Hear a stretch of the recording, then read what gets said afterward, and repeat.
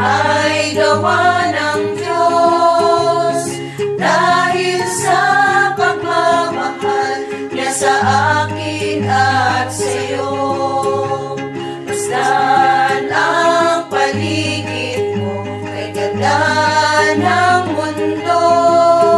Ang bundok at dagat, mga pulot bulaklak. Ang lahat ng mga ito ay gawa ng Diyos. Dahil sa pagmamahal niya sa akin at sa'yo.